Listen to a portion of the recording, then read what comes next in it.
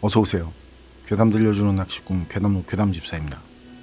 단편님들, 악행을 일삼던 사람이 어떤 계기로 누가 봐도 착해졌다는 거, 이런 훈훈한 얘기 들어보셨거나 직접 경험하신 적 있으실 거예요.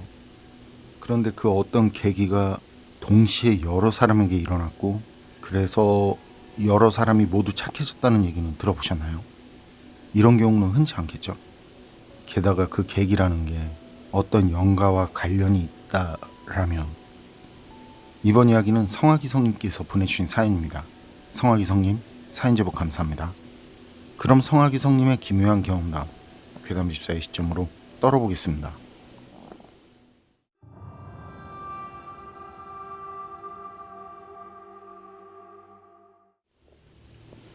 제가 소름 돋는 오싹한 얘기 하나 해드릴게요.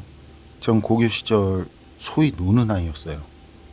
아버지가 일찍 돌아가시고 어머니, 누나 둘이랑 같이 살았는데, 그땐 제가 생각해도 철없고 심리적으로도 많이 불안했었어요.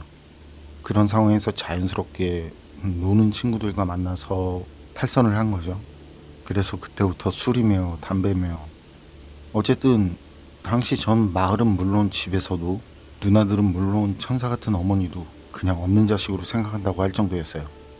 이 얘긴 지금 생각해도 많이 후회하던 시절, 그때 친구들과 경험한 실화입니다.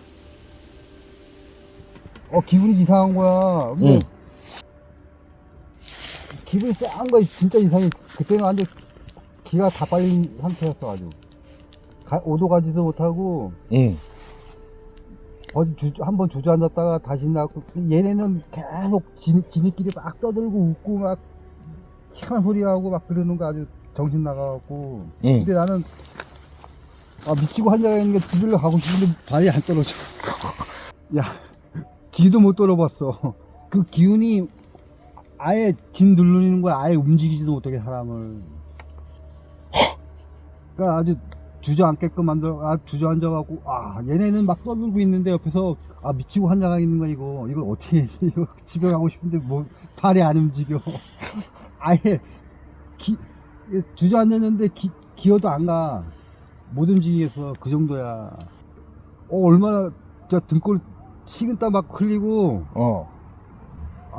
그때는 진짜 한번 내가 오대게 당해갖고, 근데 무덤가는 가지 말아야지. 안 갈라 그래, 재수.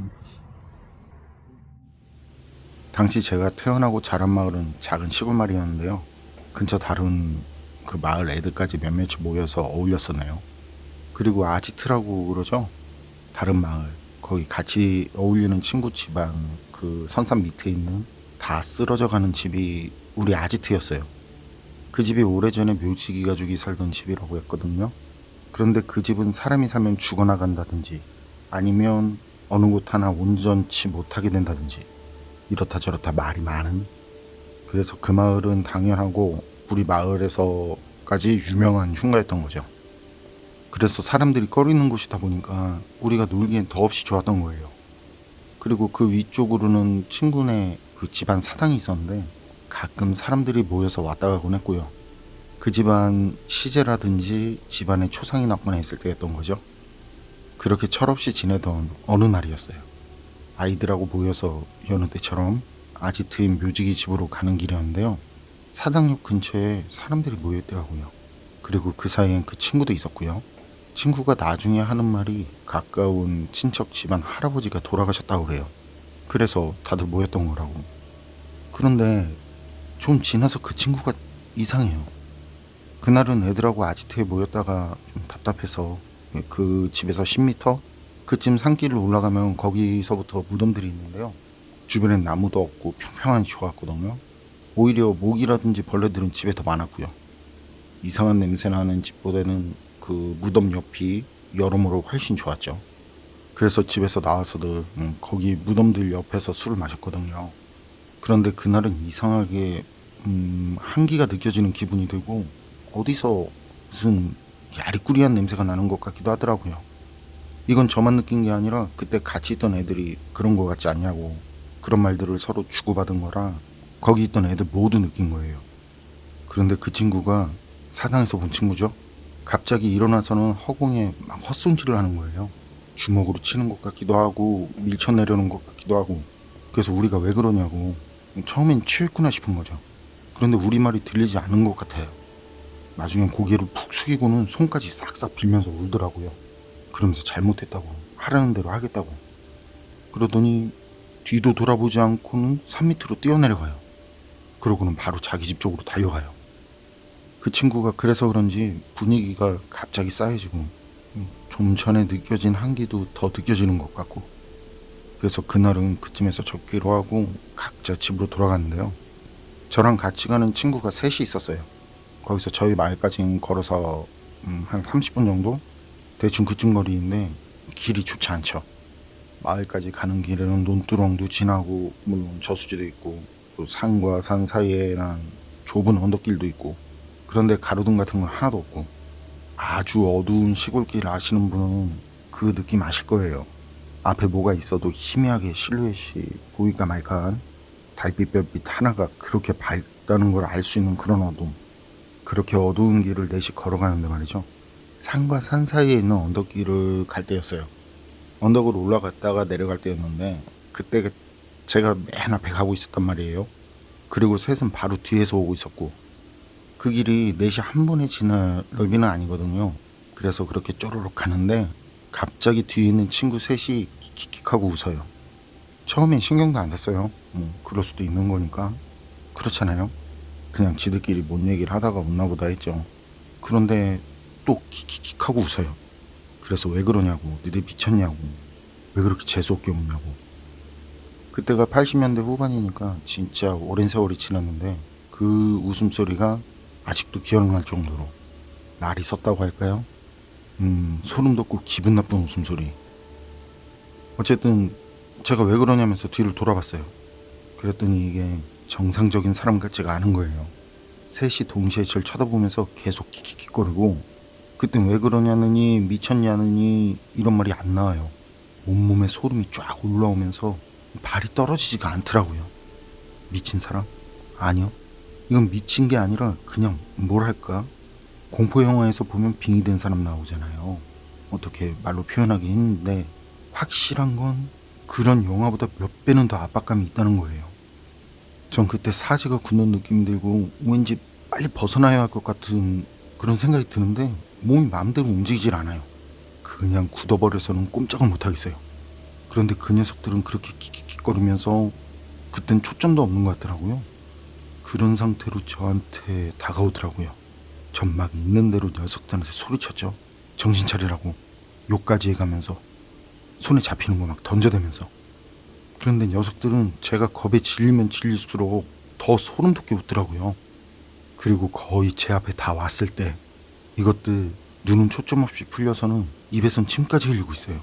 그런 상황에 저 잡으려고 막 몸을 숙이는데 그쯤 되니까 제 몸이 움직이더라고요. 그런데 일어날 순 없고 그냥 그 상태로 기었어요. 겁나 빠르게 미친 듯이 울면서. 진짜 사람이 그렇게 빨리 기어갈 수 있구나 할 정도로. 그렇게 한참을 가다가 다리에 힘이 들어가는 게 느껴지대요. 그래서 그때부터는 일어나서 뛰어서 집까지 달리는 거죠. 친구들은 어떻게 됐는지 계속 따라오는지도 모를 정도로 말이죠. 뒤도 돌아보지 못하겠더라니까요. 그리고 집에 들어가서 보니까 옷은 다 찢어져 있고 손 위에 무릎이며 얼굴까지 어디 성한 곳이 하나 없어요. 조용히 씻고 약 바르고 들어가서 누워있는데 잠이 안 와요. 계속 녀석들 얼굴이 떠오르는 거예요.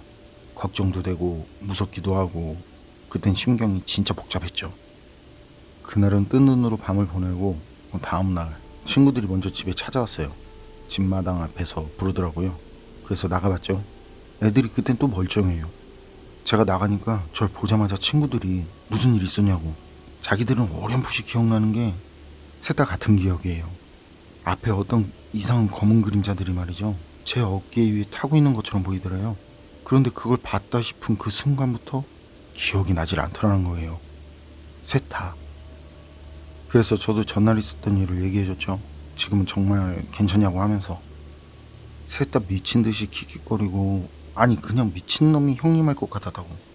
그리고 셋 다 귀신 들린 것 같았다고.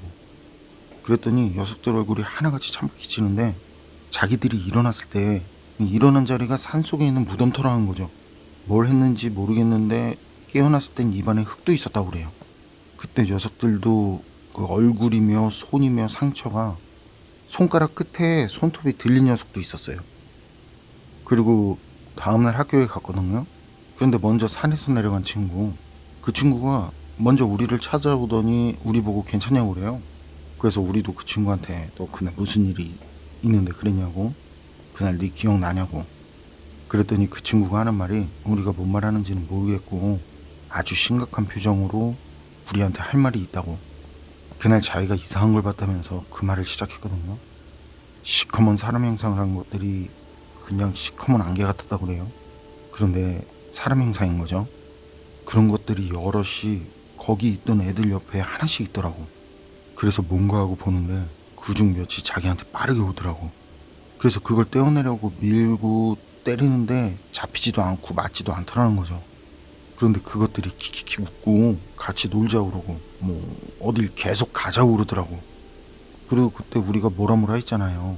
그때 그 친구는 아무 소리도 들리지 않고요, 아무것도 보이지 않았대요. 그저 그 시커먼 것들만 보이고 그것들 소리만 들릴 뿐. 그때 어디선가 호통을 치는 듯한 소리가 들리더래요. 무슨 천둥 소리 비슷한 압박감까지 느껴지는데 그 소리에 그 검은 것들이 놀라서는 자기한테서 떨어지더라는 거예요. 그리고 그때 어디서 나타났는지 투구는 없고 갑옷만 입은, 머리에 상투를 틀고 허연 수염까지 있는 할아버지가 그 친구 앞에 서 있더라는 거죠. 그냥 사극에서 보는 장군들 있죠? 그 모습하고 비슷한데 어딘가 모르게 좀 달랐대요. 덩치도 엄청 좋고 우락부락하고 무섭고, 그리고 그 시커먼 것들은 그 할아버지 뒤에서 벌벌 떨고 있다는 게 느껴지고 겁에 질려서 도망도 못 치는 듯한 그런 느낌을 받았대요. 그런 상황에서 갑옷 입은 할아버지는 친구를 한번 째려보고는 바로 뒤로 돌면서 칼을 빼들더니 그 친구 앞에 있는 검은 것들을 진짜 한 방에, 그때 내려칠 때 번개가 치듯이 번쩍하는 느낌까지 들 정도로 아주 생생하게.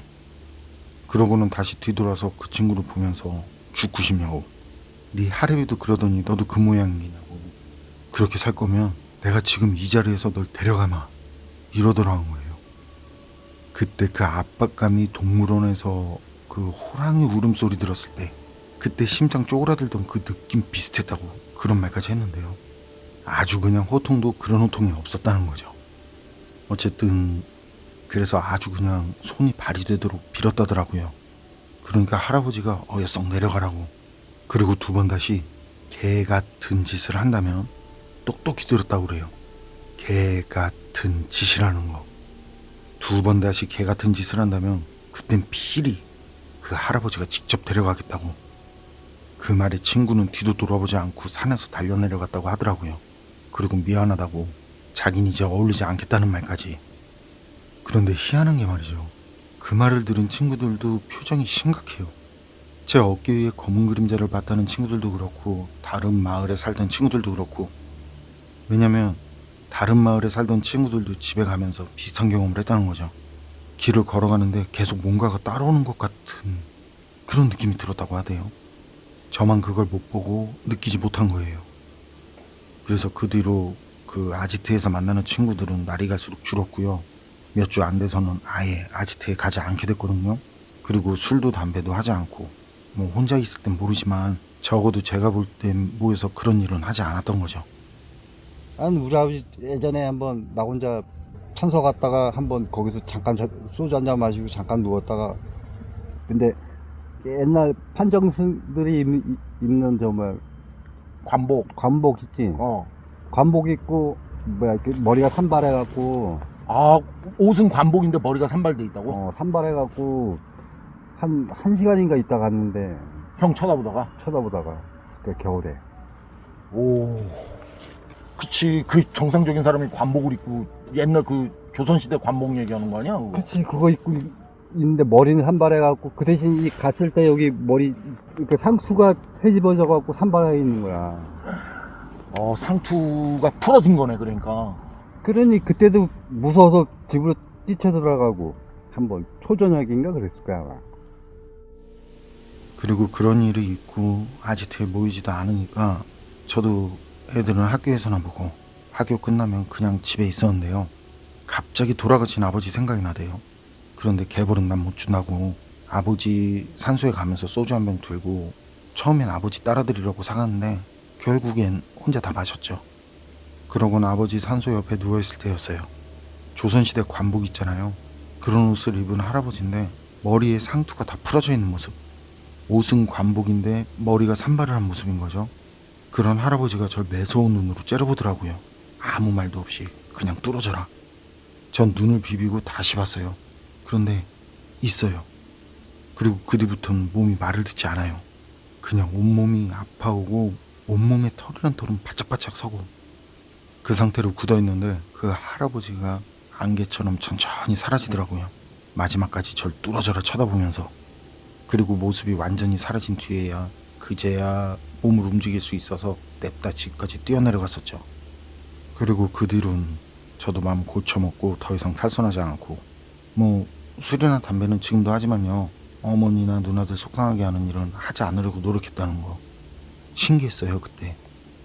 그 관복을 입은 할아버지가 제게는 아무 말도 하지 않았지만요. 느껴졌거든요. 그때 그 친구가 한 말처럼 지금 개같이 산다면 내가 데려가겠다고 그 할아버지가 그렇게 제게 말하는 것 같았어요. 그때는 진짜 한번 내가 오대게 당해갖고 근데 무덤가는 안 가지 말아야지. 안 갈라 그래.